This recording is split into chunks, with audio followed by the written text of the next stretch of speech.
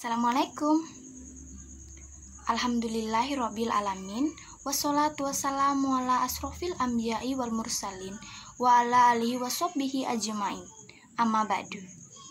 Sebelum ceramah saya mulai, izinkan saya memperkenalkan diri saya dari sebuah pantun. Di meja ada markisah, sudah habis dimakan Opa Ningning. Saya Sarina, mahasiswa dari jurusan Bahasa Asing. Belajar dengan guru matematika, jangan lupa pulang ke rumah. Sebelum ceramah saya buka, mari kita ucapkan kalimat bismillah. Bismillahirrahmanirrahim. Dahsyatnya yakin kepada Allah. Pada suatu hari ada seorang ulama, beliau bernama Ibrahim Al-Azam. Beliau disebut Al-Azam karena beliau merupakan seseorang yang terjaga.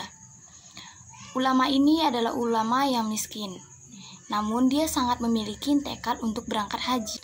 Setiap seseorang yang ingin berangkat haji, beliau selalu mengucapkan selamat, dan beliau selalu mengikuti pelepasan orang yang berangkat haji. Setelah itu, beliau selalu menangis di pojok rumah dan dilihat oleh putrinya. Putrinya berkata, "Duh, sepertinya ayah ingin sekali berangkat haji, tetapi tidak cukup nafkah." Kemudian putri sulungnya nanya kepada ayahnya, "Ayah, kenapa sih ayah enggak berangkat haji aja?" Ibrahim Al-Azam menjawab, "Nak, kalau ayah berangkat haji, lalu siapa yang menafkahin kalian? Allah yang akan menafkahin kami ya. Berangkatlah ayah, serahkanlah kami kepada yang lebih baik daripada ayah, yaitu Allah." Putrinya pun menjawab seperti itu kepada ayahnya. Putrinya adalah seseorang yang ikhtiar. "Ayah itu pemberi rezeki atau pemakan rezeki ya?" Anaknya bertanya. Kemudian ayahnya menjawab, "Ayah adalah pemakan rezeki, sama seperti kalian dengan yang lain. Jika seperti itu, serahkanlah kami kepada pemberi rezeki. Berangkatlah ayah." "Beneran?" ayahnya bertanya. "Beneran. Lalu ibu bagaimana?" Ibrahim Al-Azam bertanya kepada anaknya. Dan putrinya menjawab, "Ibu, biar nanti aku yang ngomong." Putrinya bujuk ibunya nih. Putrinya berkata, "Ibu, biarkan ayah berangkat haji. Biar kita nanti yang jaga Allah." Setelah dibujuk, akhirnya Ibrahim Al-Azam berangkat haji. Di tengah jalan, Ibrahim Al-Azam berdoa kepada Allah. "Ya Allah, saya serahkan keluarga saya kepada Engkau. Engkaulah sebaik-baiknya yang menjaga, yang memelihara. Saya saja engkau pelihara, apalagi keluarga saya." Doa Ibrahim Al-Azam. Hari pertama, nafkah yang dititipkan oleh ayah mereka masih cukup. Hari kedua, ketiga, keempat, mulai kurang nih. Stok makanan sudah habis, stok rumah sudah habis, roti juga habis. Yang tersisa hanya air putih. Ibunya pun mengeluh. Ibunya mengeluh kepada anak perempuannya. "Ini gara-gara kamu nih, ayah jadi berangkat. Terus nasib kita gimana?" Dan seterus-terusnya. Ibunya terus mengeluh kepada putrinya. Kemudian putrinya nanya kepada ibunya, "Bu, ayah kita pemberi rezeki atau pemakan rezeki?" Ibunya menjawab, "Ya pemakan rezeki lah. Sama dengan kita, tapi kan harus ikhtiar." Putrinya menjawab dengan tenang, "Ya sudah, kalau begitu pemakan rezeki telah pergi. Tetapi pemberi rezeki tidak pernah pergi, namun terus menjaga kita. Allah kan gak pernah pergi, Bu. Jadi tenanglah, Bu, bersabar sedikit. Karena kalau Allah mau kasih kita kejutan, biasanya Allah selalu memberi ujian." Ibunya menjawab, "Kenapa dikasih ujian?"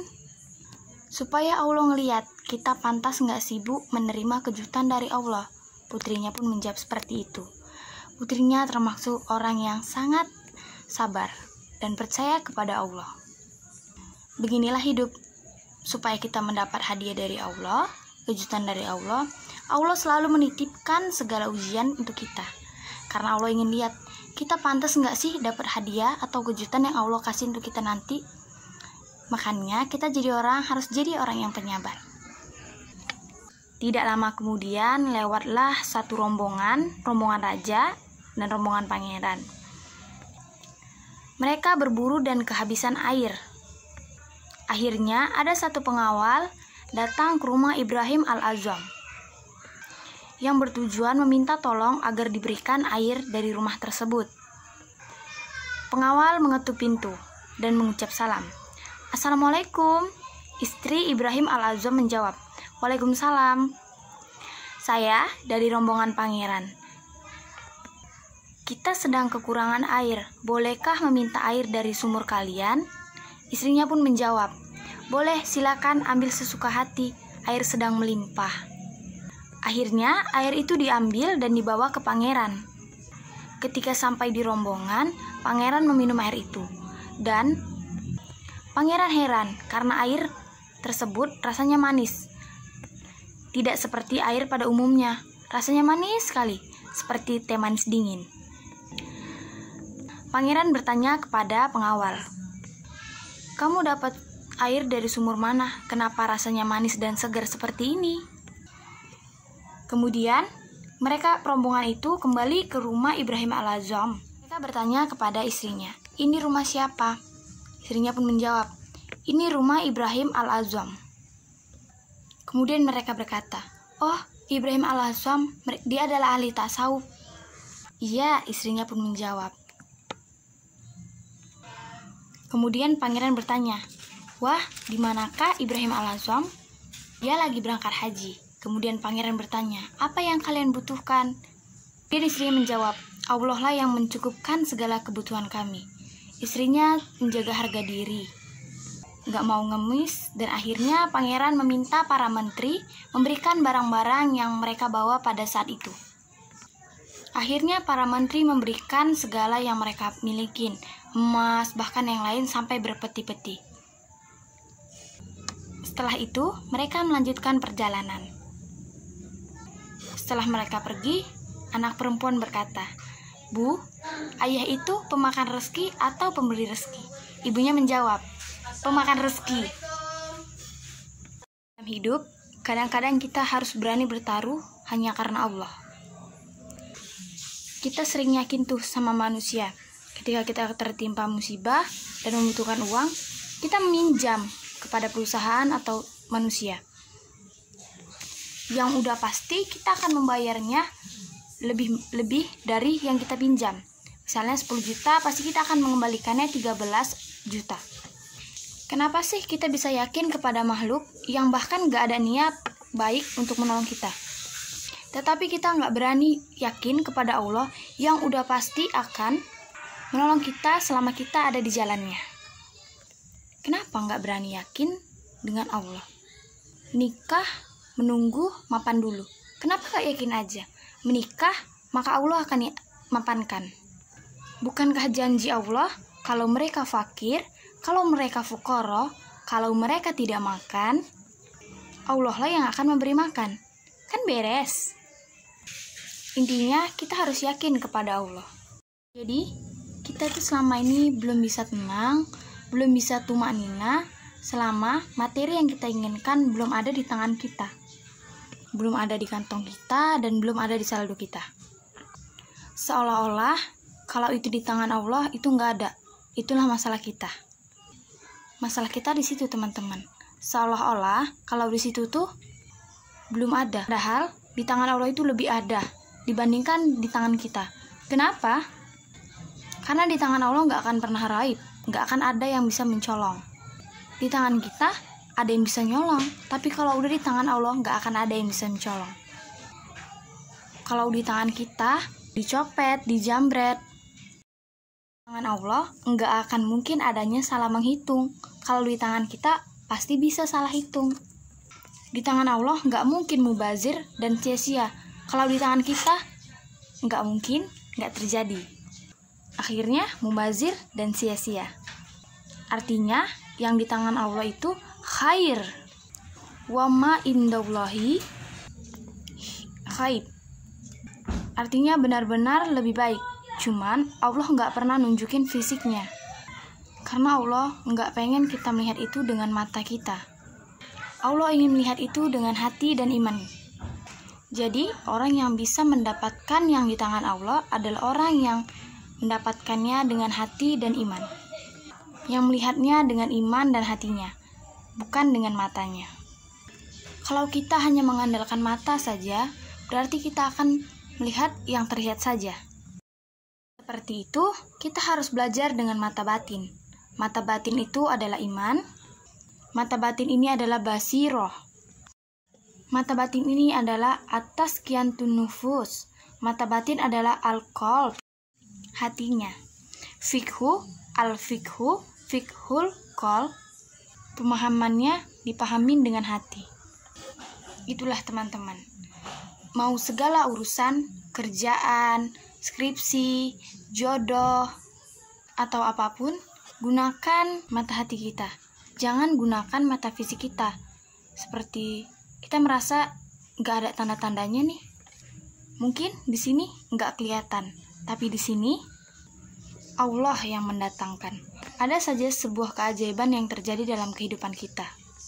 Bahkan ketika kita mendapat musibah, ketika kita ridho dan kita serahkan kepada Allah, Allah akan gantiin dengan yang lebih banyak. Masalahnya kita yakin atau tidak. Ketika mendapat musibah, langsung panik, langsung putus asa.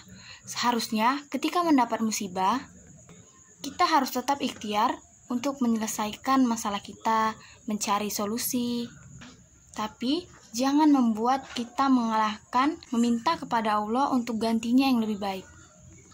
Begitu mendapat musibah, ini bukan masalah antara saya dengan dia, tapi saya dengan Allah.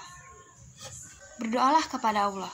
Ya Allah, berikanlah saya yang jauh lebih baik daripada yang sudah hilang daripada saya. Allahumma azurni fi musibati wahlufli khairum minha. Langsung Allah ganti. Dan itu janji Rasul. Mana pernah Rasulullah berdusta. Tapi kita harus benar-benar yakin dan bijaksana. Maksud bijaksana ini jangan pernah mendikte Allah seperti yang kita inginkan. Kadang Allah ngasih yang lebih baik, nggak mungkin yang lebih buruk. Minimal sama atau lebih baik. Nggak mungkin kurang dari itu. Gunakanlah kesempatan ketika kita mendapat musibah. Berdoalah kepada Allah, angkat kedua tangan kita. Kita mulai dengan memuji Allah dan berselawat kepada Rasulullah. Kemudian mintalah setinggi-tingginya. Karena kalau Allah nggak kasih kita di dunia yang seperti itu, maka di akhiratlah yang kita dapat lebih baik dari itu. Apa sih ruginya kita berdoa dan meminta kepada Allah? Intinya teman-teman, surga itu didapatin kalau kita benar-benar di dunia menggunakan semua kesempatan di sisi Allah Subhanahu wa Ta'ala. Ada masalah, minta aja kepada Allah.